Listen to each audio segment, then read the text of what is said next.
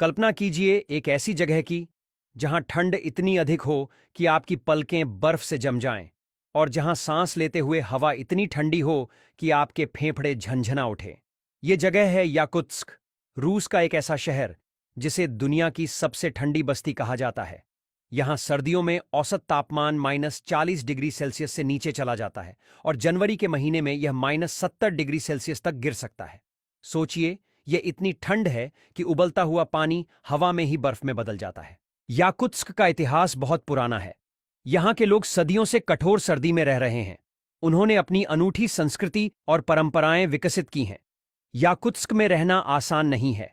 यहाँ घरों को गर्म रखने के लिए विशेष उपाय किए जाते हैं। गाड़ियों को भी खराब होने से बचाने के लिए विशेष ध्यान दिया जाता है। याकुत्स्क पर्यटकों के लिए एक अनोखा अनुभव प्रदान करता है। यहाँ आप कड़ाके की ठंड का अनुभव कर सकते हैं, स्थानीय लोगों के जीवन को देख सकते हैं और प्राकृतिक सुंदरता का आनंद ले सकते हैं। जलवायु परिवर्तन के कारण याकुत्स्क का तापमान बढ़ रहा है। इससे यहाँ के लोगों का जीवन प्रभावित हो सकता है।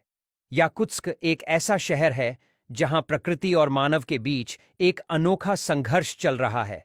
यह शहर हमें प्रकृति की शक्ति और मानव की सहन शक्ति के बारे में बताता है।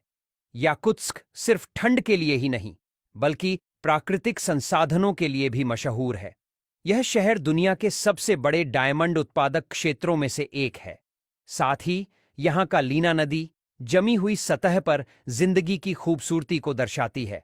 लेकिन इस जानलेवा ठंड के बावजूद याकुत्स्क में लगभग 3 लाख लोग रहते हैं और सामान्य जीवन जीते हैं। यहाँ की इमारतें खास तरीके से बनाई जाती हैं ताकि जमीन की परतें, जिन्हें परमाफ्रॉस्ट कहते हैं, पिघले नहीं। यहाँ के लोग ठंड से बचने के लिए रेंडियर और मछली जैसे खाद्य पदार्थ खाते हैं, और गर्म कपड़ों के बिना यहाँ रहना लगभग नामुमकिन है। यहाँ जीना किसी चुनौती से कम नहीं। यहाँ के लोग बेहद मजबूत और जुझारू हैं। उनकी जिंदगी हमें सिखाती है कि इंसान किसी भी मुश्किल परिस्थिति में खुद को ढाल सकता है। यहाँ की संस्कृति बहुत समृद्ध है। लोग पारंपरिक नृत्य करते हैं और संगीत बजाते हैं।